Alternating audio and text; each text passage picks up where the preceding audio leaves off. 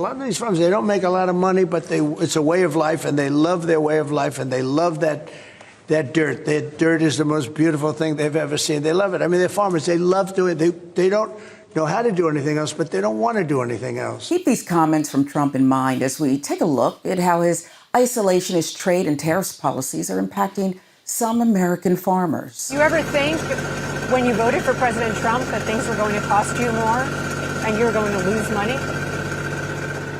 I never thought I was going to lose this much money, this fast. Jim is a Republican who voted for Donald Trump 3 times. How do you feel about your vote for Donald Trump now? Well, I feel like perhaps I should have considered some other options. It's more than just the tariffs. For the past 2 years, Jim has been selling honey to the federal government, which then provides it to schools and food banks. But after Donald Trump took office, the USDA cut those programs suddenly as part of the federal government's effort to streamline spending. For a lot of other local farmers around here, it was a major source of reliable revenue.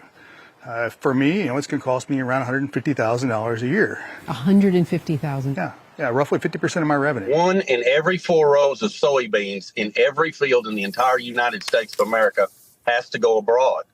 China is the largest importer of soybeans in the world. They import 61% of the world's market.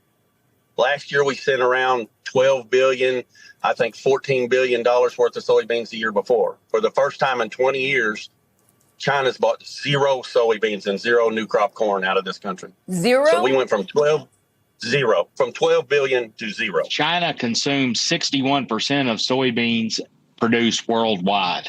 The rest of the world is 39%. Of the soybeans that American farmers produce, 25% currently have been going to China. And right now, we have 0 sold for this crop that's starting to be harvested right now. So it's a 5-alarm fire for our industry that 25% of our total sales is currently missing. The American soybean farmers and their families are suffering. There's 500,000 of us that produce soybeans, and we desperately need markets, and we need opportunity, and we need a level playing field so we can compete, because we grow a great product, but we have to be price competitive as well. And there's an artificial barrier that is built with these tariffs that makes us not be competitive. Pause for a second and think about the reality this fiasco has created. Hundreds of thousands of American families, the same families Trump and the Republicans claim to care so deeply about, they're having their livelihoods threatened as a direct result of this Trump-backed policy. And here's where we keep our focus. Don't aim your anger at the farm workers on the margins trying to survive. The real accountability belongs with the already wealthy farm owners and the party apparatus using the entire industry as a political prop. Consider what's happened in 2025. USAID purchases that move roughly $2 billion of U.S. farm products each year ground to a halt. Multiple programs frozen, leaving farmers who invested based on signed agreements holding the bag. That's not efficiency. That's policy whiplash with real human costs. Right now, it's predicted soybean farmers can lose $200 or more per acre on this crop. A farmer like myself, we have 1,200 acres of soybeans. That's $240,000 of loss. That's a whole lot of Airbnb and other alternative forms of income. This entire crop went into the ground in Arkansas below the University of Arkansas's production. That means no rice, no corn, no beans, no milo, no peanuts, no anything would generate a profit at current inputs and the fall market prices. At current market figures in the fall for delivery and the current average yield, a cotton farmer is going to lose $375 an acre for every acre of cotton he planted. A corn farmer is going to lose $220 an acre for every acre of corn he planted. A bean farmer is going to lose $120 an acre for every acre he planted. This is the bigger through line. Tariffs and trade theatrics that punish the very producers they promise to protect.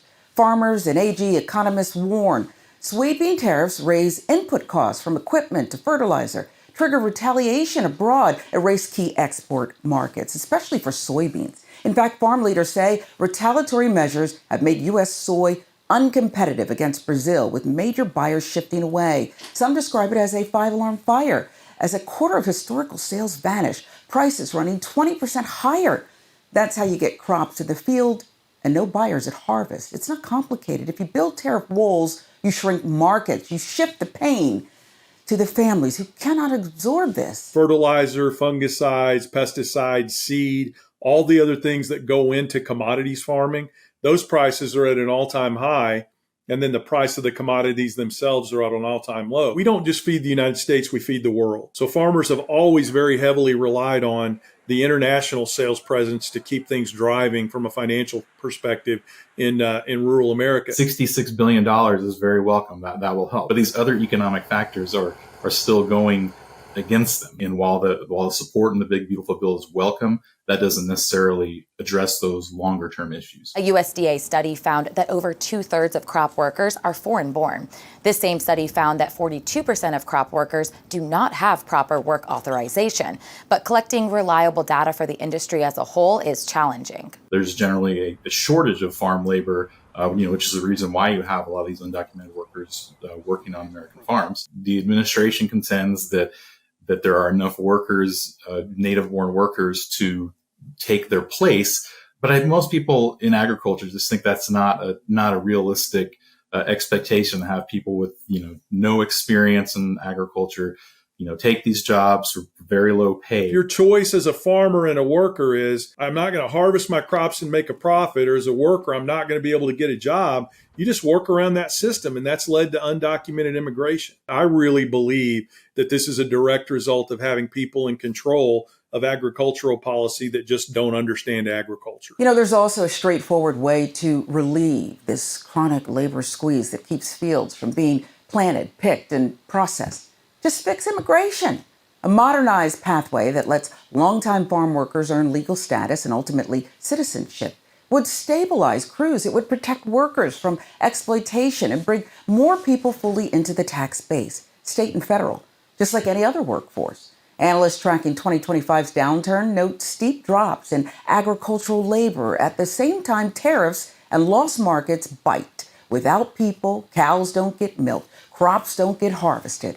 Smart immigration reform is not charity. It's essential infrastructure for American agriculture. When people tell you, as farmers, we were lied to, that is absolutely not the case. We all knew what was coming. I thought we all knew this was the bargain we were driving. So when people come up and say now, oh, we were lied to.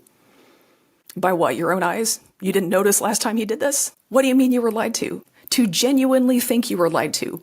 I think at this point you had to have wanted to be lied to. And that's not being lied to anymore. That's participating in a little group LARP activity. This we were lied to thing is just real interesting to watch, because if you were there, no, we were not lied to. We all knew this was going to happen, and people just assumed that free money would be there. He courted farmers in 2024 because he needed them. And now that he's in power, he doesn't need farmers anymore. He doesn't need us anymore. It's as simple as that. This is a guy who got kind of famous for stiffing his contractors. He doesn't need us anymore. So here's where I land after hearing from growers and advocates like Sarah Tabor. Not everyone wearing a Carhartt is working class. Farm owners' interests don't always align with farm workers. Critics argue the current playbook prioritizes the largest and most capitalized operations, those best positioned to weather tariff shocks, pocket deregulation, lobby for carve-outs. Smaller farmers, seasonal workers, and rural communities, they absorb the damage. If we care about the families on those back roads and the prices in your grocery cart, policy has to stop rewarding performative toughness and start rewarding outcomes. Stable markets, fair labor, programs that don't yank the rug after farmers make investments in good faith. That's not partisan. It's common sense, folks.